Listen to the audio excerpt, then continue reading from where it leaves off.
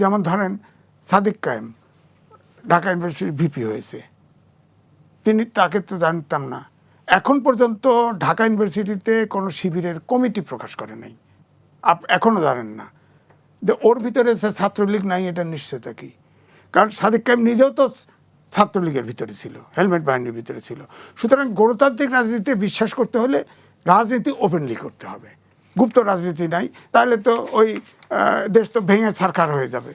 এই জন্য আমি বলছি যে ওইখানেই সমস্যাটা দাঁড়াইছে যে গুপ্ত রাজনীতি। ধরেন এই যে জামাত ইসলাম, আমি বলেই তো আপনাদের এখানেও বলছি, বিএনপির ভিতরে কমপক্ষে 20% গুপ্ত জামাত আছে, খুব কমপক্ষে। হ্যাঁ, তো এগুলো বের করতে হবে না।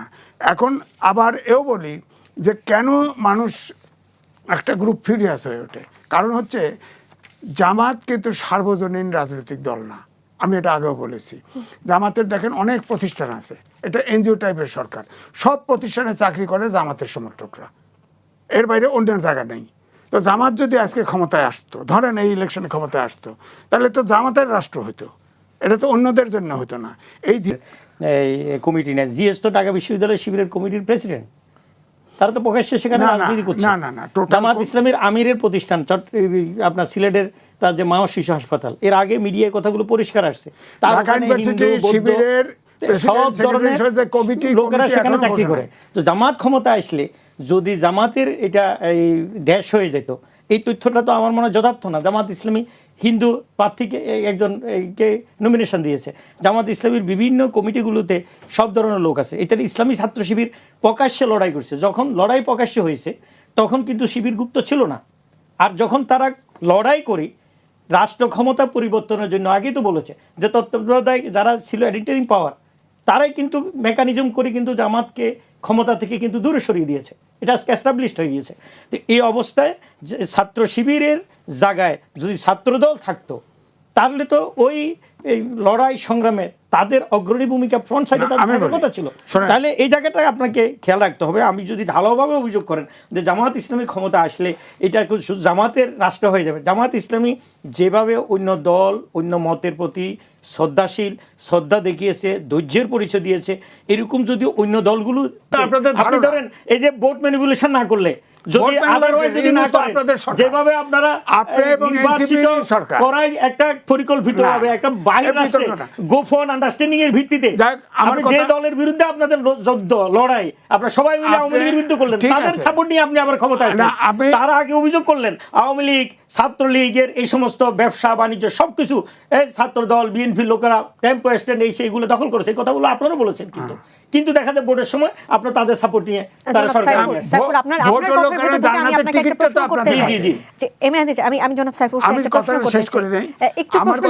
আমি একটু শেষ করে অ্যাড করি যে দেখেন ছাত্র শিবির গুপ্ত, ছাত্র দল ছেলের বাবা, কেউ মেয়ের বাবা, ছাত্র রাজনীতি করে, ছাত্র দল করে। একসময় তো ছাত্র দল সবচেয়ে শক্তিশালী ছাত্র সংগঠন ছিল, এবং এই সংগঠনটা কিন্তু ছোট হয়ে গেছে প্রক্রিয়ার কারণে। কেমনে কমিটি গঠন হয়, কেমনে কি করে।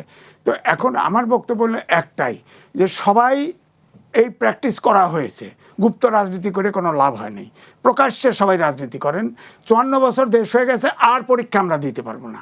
এখন আমরা গণতন্ত্র চাই, বৈষম্যহীন সমাজ চাই, আইনের শাসন চাই, সুশাসন চাই, যেটা মুক্তিযুদ্ধ প্রত্যাশা ছিল, অভ্যুত্থানেও প্রত্যাশা একই।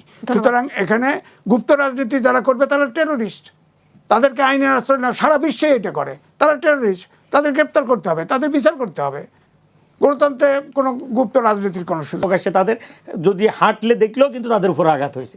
এটা আমাদের ছাত্র রাজনীতির অতীতে এইভাবে চলে আসছে। এখানে গুপ্ত শব্দটার ভিতরে আপত্তি ছিল ওই জায়গায়, যেখানে ছাত্ররা আন্দোলনের প্রেক্ষাপটে একটা দেওয়াল লিখন করেছে যে আমরা ছাত্র রাজনীতি নিষিদ্ধ চাই।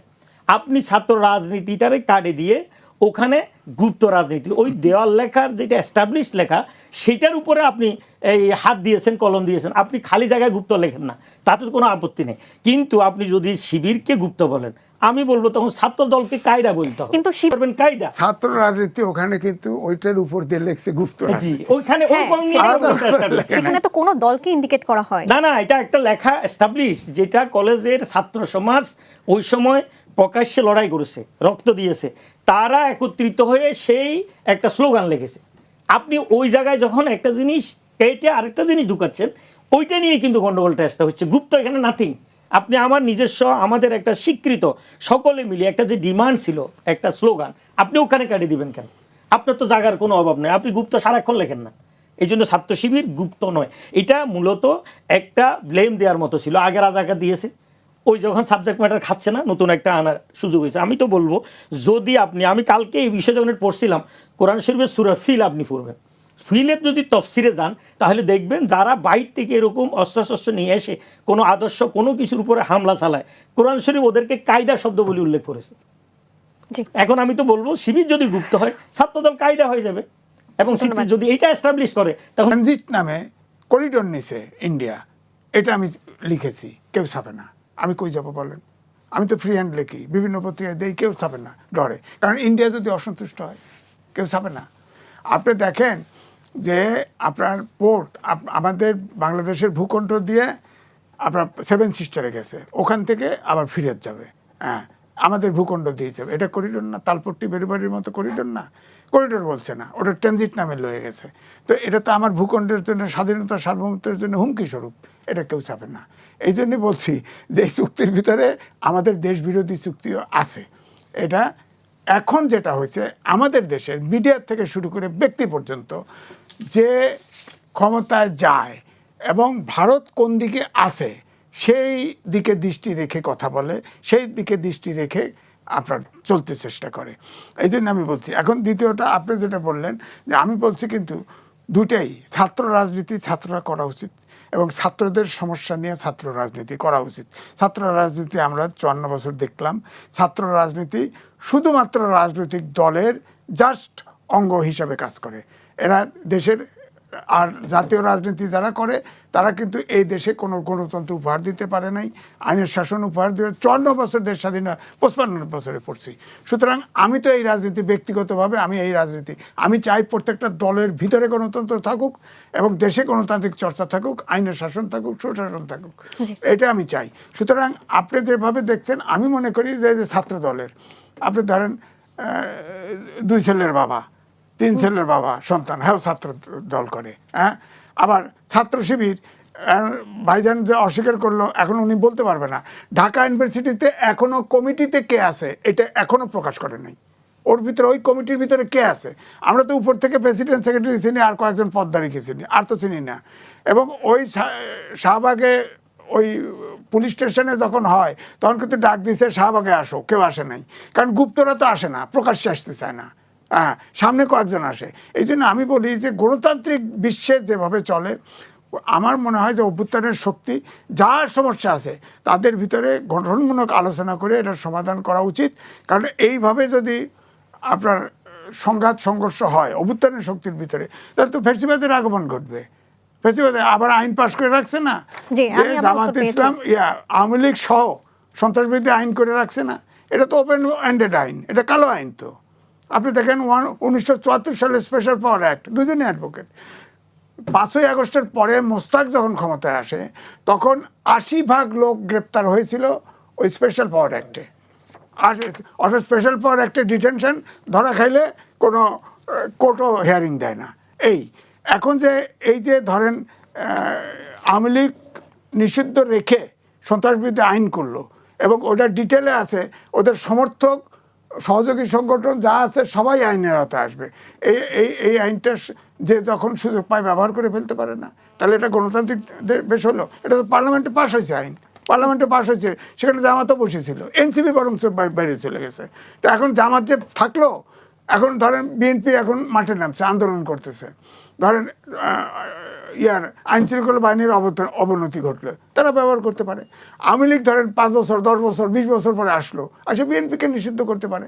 অর্থাৎ এটা তো ওপেন এন্ডেড আইন, যে কারো উপরে এটা অস্ত্রটা পড়তে পারে। এই ধরনের আইন তো 1974 সালে আইন কিন্তু দেখেন খেয়াল করে এ পর্যন্ত বাতিল করে নাই কেউ, এ পর্যন্ত। মানে ক্ষমতা রাজনীতিবিদরা পাইলে আর ছাড়ে না, 74 সালে এখন আইন এখনো বলবৎ আছে। জি, আপনার কাছে আবারও আসবো। সাইফুর রহমান, আপনার কাছে আসি। দেশের বর্তমান প্রেক্ষাপট সম্পর্কে আপনি নিশ্চয়ই অবগত যে আমরা তেলের সংকটে আছি, জ্বালানির সব ধরনের সংকটে আসলে সাধারণ মানুষের হাসফাস অবস্থা, যেটি আমি অনুষ্ঠানের শুরুতেই বলছিলাম। তো এত সংকটের মধ্যেও জামায়াতের আমির ডক্টর শফিকুর রহমান বলেছেন, গণভোটের রায় বাস্তবায়ন না হওয়া পর্যন্ত আমাদের আন্দোলনে কোনো ধরনের বিশ্রাম নেই। আন্দোলন চলবে সংসদে, আন্দোলন চলবে রাজপথে। এই সংকটের মধ্যে কি আন্দোলন করতেই হবে? আসলে দেখুন, সংকটটা তৈরি হয়, সবচেয়ে বড় সংকট হলো আস্থার সংকট। এদেশের জনগণ দীর্ঘ লড়াইয়ের পরে এবং যা বিভেদ ছিল, যা মিসআন্ডারস্ট্যান্ডিং ছিল, এই গণভোটের আগেই কিন্তু সেখানে বিএনপি, জামাত, আদার্স সব সংগঠন মিলেই কিন্তু ঐক্যমতের ভিত্তিতেই কিন্তু নির্বাচনে দিয়ে গিয়েছে। এখন এই নির্বাচনটা হয়ে গেল এবং গণভোটের পক্ষেই প্রাইম মিনিস্টার ইটসেলফ বক্তব্য দিয়েছেন। তাদের বক্তব্য ছিল যে আমরা কিছু বিষয়ে নোট অফ ডিসেন্ট দিয়েছি। একটা সালিসের ভিতরে যদি 10 জন উপস্থিত থাকে, একজনের নোট অফ ডিসেন্ট দিতে পারে, কিন্তু যখন এটা রেজুলেশন সিদ্ধান্ত হয়ে যায়, এটা আইনে পরিণত, এটা সকলের জন্য বাধ্যতাকর হয়ে যায়। আমাদের দেশে এখন নতুন ব্যাখ্যা দিয়ে নোট অফ ডিসেন্টের সূত্র ধরে টোটাল আইনটাকে অমান্য করে এবং এটাকে বাতিল করে দেওয়া হলো। যে জায়গাটাতে চলে গিয়েছে সেখানেই কিন্তু বর্তমান সরকার বিএনপি নিজেই এই সংকটের জন্ম দিয়েছে। এবং এই সংকট থেকে যদি উত্তরণ করতে হয়, আপনি দেখেন জনগণের ভোট হয়ে যাওয়ার পরে ওই বিষয়ে কিন্তু কারো কোনো কথা থাকে না। জনগণের ভোট হয়ে যাওয়ার পরে ভোটের একটা প্রক্রিয়া আছে, এটা একটা গ্যাজেট আরপিও হয়েছে, গ্যাজেট নোটিফিকেশন হয়েছে। দেখুন, একটু বলি যে আপনার কি মনে হয় জনগণ এখন কি নিয়ে সবচেয়ে বেশি সংকটে আছে? পেট্রোল, ডিজেল, অকটেন এগুলো নিয়ে, নাকি জুলাই সনদ আর গণভোট নিয়ে? কোনটিতে সংকটে আছে? এখন দেখুন, আমি বলি, আমি যেটা ওই জায়গাতে আসতেছিলাম যে আপনার স্বাভাবিক প্রক্রিয়ায় আপনি একটা রাষ্ট্র পরিচালনা করতে গেলে কতক্ষণ দেখবেন ছাত্রদল নিজেরা মারামারি করলে খাগড়াছড়ি রোড বন্ধ করে দিয়েছে, তাহলে রামগড় খাগড়াছড়ির লোকদের সংকট হলো যে ওই রাস্তা। সংকট কিন্তু এক জায়গায় না, এক জায়গায়। আপনি হয়তো ঢাকা শহরের তেলের সংকট দেখতেছেন, কিন্তু গ্রামের আরেকটাতে এখন সব স্বাভাবিক হয়ে গেছে। দাম বাড়ায় দেওয়ার সাথে সাথে কিন্তু ফার্মগুলোতে তেল দিচ্ছে, ওখানে স্বাভাবিক হয়ে যাচ্ছে। অর্থাৎ আমাদের দেশটা হলো যার যার সুবিধা মতো যতটুকু দরকার সে অতটুকু নিতে চায়। এই যে সুবিধাবাদী নীতিটাই হলো আমাদের সবচেয়ে বড় সংকট। জামাতার আমির রাইটলি বলেছেন, এখন উনি সংকট উত্তরণের জন্য সরকারকে তার বিভিন্ন কৌশলের প্রস্তাবগুলো সংসদে দিয়েছেন। আপনি দেখেন সংসদে যে সরকারি দলের যিনি লিডার অব দ্য হাউস থাকেন, তিনি কিন্তু টোটাল এই সমস্যার সমাধানের জন্য একটা বক্তব্য, একটা নীতি, একটা গাইডলাইন দিতে পারে। কিন্তু ভেরি মজার ব্যাপার হলো আজকে সেই দায়িত্বটাই কিন্তু জামায়াতের অপোজিশন শফিকুর রহমানই পালন করছে এবং তিনি তার ফর্মুলাগুলো দিচ্ছেন। গভর্নমেন্ট দেওয়ার আগে কিন্তু উনি দিয়েছেন, সে আলোকে সংকট নিরসনে জ্বালানি, তেলের, আদার্স এগুলোর জন্য একটা কমিটি অলরেডি হয়েছে। এগুলো কিন্তু একসময় ছিল, কিন্তু আওয়ামী লীগ আমলে এগুলো কিন্তু বাতিল করে দেওয়া হয়েছে। তো এখন আমরা জামাত ইসলামী যে ফর্মুলায় দেশটাকে নিয়ে যেতে চাচ্ছে, প্রথমটা হলো আপনি জুলাইকে অস্বীকার করতে পারবেন না, এটা আগে এগ্রি করেছেন, আপনার এখন ডিসএগ্রি করার সুযোগ নেই। জনগণ ভোট দিয়ে দিয়েছেন, ভোট হয়ে গেছে। ভোট হওয়ার আগে আপনি একদিনের জন্য এটা চ্যালেঞ্জ করেন নাই, অসাংবিধানিক বলেন নাই। ভোট দেওয়ার পরে, ভোটের রেজাল্ট পাবলিশ হয়ে যাওয়ার পরে এটা আইনগতভাবে চ্যালেঞ্জ করার কোনো সুযোগই নেই। সুতরাং এটা আপনাকে যে কোনো প্রক্রিয়া এটাকে মানতে হবে। এবং জামাত ইসলামিয়া যে বিরোধী দল, সে তারা গিয়েই কিন্তু জুলাই সনদের আলোকেই সব কার্যক্রমগুলো তারা করেছে এবং তারা এই আপনার সংস্কার পরিষদের শপথও নিয়েছেন, কিন্তু সংস্কার পরিষদের শপথ কিন্তু বিএনপি নেন নাই। এবং তারা তাহলে জুলাই সনদের আলোকে এবং টোটাল যে স্পিডটা, সেই স্পিড থেকে বিএনপি সরে গিয়েছে। এই অবস্থায় যদি সরে যায় তাহলে কী হবে দেখেন, বিএনপি সামনে এরকম পরিস্থিতি তৈরি করে দিবে যে জামাত ইসলামীর আন্দোলন, সন্ত্রাস এগুলো মোকাবেলা করার জন্য ওই যে পতিত যারা নিষিদ্ধ দল তাদেরকে কিন্তু ফ্রন্টে নিয়ে আসবে। এখন আমরা দেখছি বিভিন্ন জায়গায় মিছিল হচ্ছে, একটা মিছিলে কিন্তু পুলিশ বাধা দেয় না, একটা মিছিলে কিন্তু বিএনপি কোনো ধরনের বক্তব্য দেয় না, তারা কিন্তু ওই গুপ্ত জামাত ইসলামী এই নিয়ে আসে। তাহলে এটা দ্বারা কী হচ্ছে, তাহলে জামাতকে মোকাবেলা করার জন্য, কারণ জামাতকে হারানোর জন্য বিএনপি আওয়ামী লীগকে এনে ভোট নিয়ে তারা ক্ষমতায় আসছে, আবার জামাতকে মোকাবেলা করার জন্য সেই আওয়ামী লীগকে নিষিদ্ধ দলকে কিন্তু বিএনপি আবার ফ্রন্টে নিয়ে আসতেছে। এটা আমাদের জন্য ব্যাড ইনস্টেন্স এবং সামনে বড় ধরনের ঝুঁকিপূর্ণ অবস্থা তৈরি হতে পারে। সাময়িক যে সংকটগুলো এগুলো থাকবে না, এগুলো আলটিমেট কিন্তু চলে যাবে এবং চলেও যাচ্ছে। আমি মনে করি এগুলো সংকট না, সংকটটা হলো প্রিন্সিপাল, সংকটটা হলো দেশের নীতি, সংকটটা হলো জুলাই সনদকে ধারণ করা। যদি এগুলোকে প্রপারলি ধারণ করতে না পারে সংকট প্রতিদিনই বাড়বে, এটা কিন্তু বিএনপি সরকার সামাল দিতে পারবে না। জি, ধন্যবাদ। জনাব মহসিন রশিদ, আপনার কাছে আসি। এনবিআরের সাবেক চেয়ারম্যান বদিউর রহমান বলেছেন ডক্টর ইউনূস গণভবনকে জাদুঘর বানিয়ে দখল করেছেন। যদি আরেকটু পরিষ্কার করে বলি যে জাতীয় জাদুঘরের আয়তন ঠিক যতখানি, তার চেয়ে অনেক বেশি বড় এই গণভবনে যে জুলাই জাদুঘর রয়েছে সেটি। এত বড় একটি এরিয়াকে জাদুঘর বানানোর খুব বেশি প্রয়োজনীয়তা কি ছিল? নট এট অল, একদমই না। আমি তো এই জন্যই বলি ইউনুস ওয়াজ এ স্কাউন্ড্রেল, এবং সেই ছাড়া আর কিছু জানে না। তো ইউসি, আপনি আপনি দেশ পরিচালনা করতে পারলেন না, দেশকে এক জায়গায় নিতে পারলেন না। জনগণের আশা ছিল যে যে নোবেল লরেট আছে সে যাকে বলবে দেশকে অর্থায়ন করবে, সে যেভাবে this is not how the governments function. Governments এভাবে চলে না, রাষ্ট্রগুলি এভাবে চলে না। আজকে দেখেন আমাদের সংকট, আমাদের কাছে টাকা পয়সা নাই। আপনি কত টাকা ছাপায়া আর এই দেশ এভাবে চালাতে পারবেন? আপনি বেতন দিতে পারবেন না কয়েকদিন পর। আপনাকে IMF, এই জন্যই আমি বলি যে দেখেন আপনার দুইটা প্রবলেম আছে। Finance minister is a good man, ভালো মানুষ, উনাকে আপনি ফরেন মিনিস্টার করে দিতেন, আমার কোনো সমস্যা ছিল না। কিন্তু আপনি ফরেন মিনিস্টার করলেন যে দেশ বিক্রি করেছে, তাকে ফরেন মিনিস্টার করলেন। আপনার কাছে একজন ভালো ইকোনমিস্ট আছে, রেজা কিবরিয়া। আপনি রেজা কিবরিয়াকে যদি ফাইন্যান্সে রাখতেন তাহলে হয়তো